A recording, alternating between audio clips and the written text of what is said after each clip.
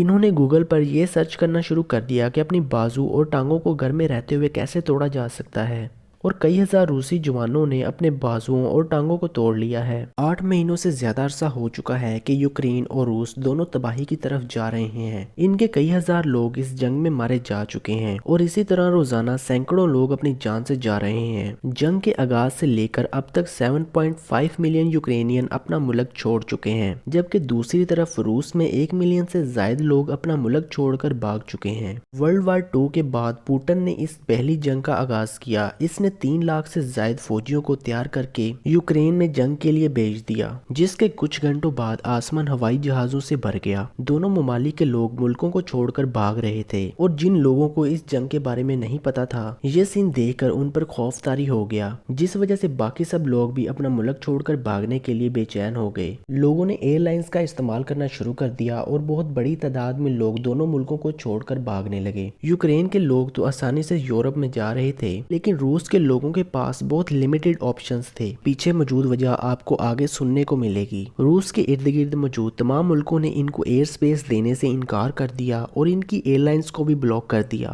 اب یہ روس کے لوگوں کے لیے بہت بڑا مسئلہ بن چکا تھا۔ پوٹن نے فوری طور پر کچھ ممالک سے رابطہ کیا، جس کے بعد 2 ملکوں کی ایئر لائنز نے روس سے آنے والی فلائٹس کو اپنا ایئرپورٹ دے دیا، جن میں ترکش ایئر لائنز اور بیلگریڈ ایئر لائنز شامل ہیں۔ اب روس کے لوگوں کے پاس صرف یہ 2 آپشنز بچے تھے، لیکن ان دونوں ایئر لائنز کی ٹکٹ اتنی مہنگی ہو چکی تھی کہ ایک نارمل انسان اس کو افورڈ نہیں کر سکتا تھا۔ ماسکو سے استنبول اور بیلگریڈ جانے والی فلائٹ کی فی ٹکٹ 9,000 یورو میں بک رہی تھی۔ لوگوں نے ہوائی سفر کو چھوڑ کر زمینی سفر شروع کر دیا، جو کہ خطرے سے خالی نہ تھا۔ سپٹمبر کے آخری کچھ دنوں میں روس کے لوگوں کو ایک اور بڑی مشکل کا سامنا کرنا پڑ گیا۔ روس کے ساتھ 5 سے 6 ممالک کے زمینی بارڈر لگتے تھے، جو کہ سپٹمبر کے آخری کچھ دنوں میں روس کے لوگوں کے لیے مکمل طور پر بند کر دیے گئے۔ روس کے وہ لوگ جو کئی 100 کلومیٹر کا فاصلہ طے کر کے بارڈر تک پہنچے تھے، ان کو مایوس ہو کر واپس جانا پڑا۔ اب روس کے لوگوں کے پاس یورپ میں داخل ہونے کا صرف ایک ہی راستہ ہے، وہ یوکرین سے ہوتے ہوئے یورپ میں داخل ہو سکتے ہیں، لیکن یہ بہت خطرناک ثابت ہو سکتا ہے، کیونکہ یوکرین کا ڈیفنس سسٹم ان کے جہازوں کو تباہ کر سکتا ہے۔ اب روس کے لوگوں کے پاس صرف ایک ہی کنٹری کا آپشن موجود ہے۔ ناروے نے اپنے بارڈر روس کے لیے بند نہیں کیے، لیکن روس کے لوگوں کے لیے ہائی وے E105 تک پہنچنا بہت مشکل ہے، کیونکہ اس کے لیے ان کو ہزاروں کلومیٹر سفر طے کرنا پڑے گا۔ اس وقت ایک اندازے کے مطابق روس کے 70% لوگوں کے پاس پاسپورٹ اور ویزا موجود نہیں ہے، جو کسی بھی انٹرنیشنل سفر کے لیے بہت ضروری ہوتا ہے۔ روس کے وہ لوگ جن کے پاس پاسپورٹ یا ویزا نہیں ہے اور وہ ملک سے بھاگنا بھی چاہتے ہیں، اب ان کے پاس south and Soviet countries Georgia, گرگستان،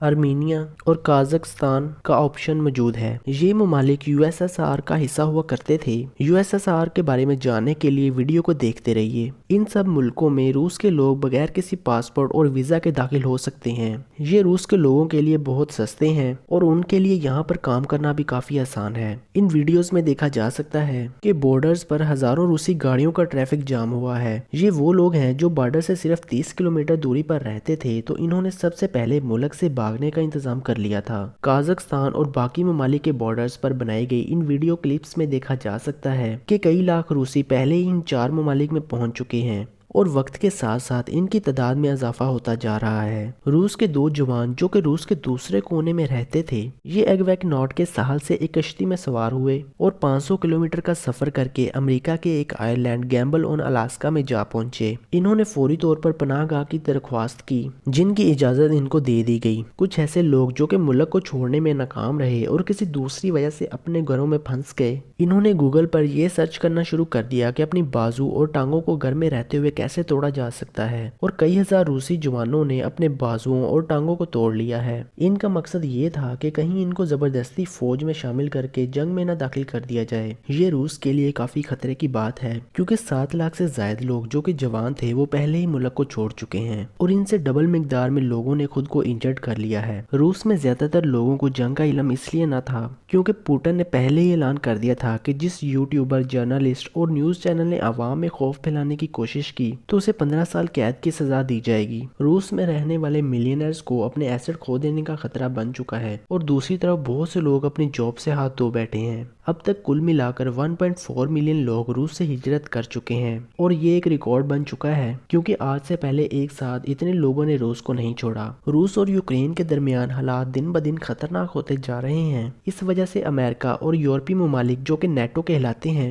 उनके सर पर बहुत मुश्किल बनी हुई है क्योंकि वो जानते हैं कि रूस यूक्रेन का बहुत ज्यादा नुकसान कर रहा है और इसी तरह रूस पहले भी कई बार यूक्रेन पर हमला कर चुका है। जैसा कि 2014 में इसने यूक्रेन के ऊपर हमला करके कैरेनिया को फतह करके इसके ऊपर कब्जा कर लिया था क्योंकि रूस यहाँ से गर्म पानी हासिल करता था और वो इस मामले में यूक्रेन का मोहताज था। अब यहाँ एक बहुत बड़ा सवाल पैदा होता है कि रूस अपने मुल्क के लिए कैरेनिया को हासिल कर चुका है तो फिर अब ऐसी कौन सी वजह है कि पुतिन ने हजारों इंसानों की जान की परवाह न करते हुए यूक्रेन पर हमला कर दिया। 1922 में रूस ने यूएसएसआर बनाया था और इसमें रूस सब मुल्कों की क़यादत कर रहा था। इसमें होता यह है कि कुछ मुल्क आपस में इत्तेहाद कर लेते हैं और अगर कभी किसी पर कोई मुसीबत आ जाए तो वो एक दूसरे की मदद करते हैं। यूएसएसआर में जो ममालिक शामिल थे उनके नाम ये हैं: Ukraine, Georgia, Belarus, Uzbekistan, Armenia, Azerbaijan, Kazakhstan, Kyrgyzstan, Moldova, Turkmenistan, Tajikistan, Latvia, Estonia and Estonia. जब रूस ने ये ब्लॉक बनाया तो फिर मगरबी ममालिक जिनमें अमेरिका और दीगर यूरोपीय ममालिक शामिल हैं इन्होंने यूएसएसआर को अपने नजरिए और अपनी सिक्योरिटी के खिलाफ बहुत बड़ा खतरा समझा। इसके बाद अमेरिका ने 1994 में नेटो को बनाने का फैसला किया जिसमें 30 ममालिक शामिल हैं।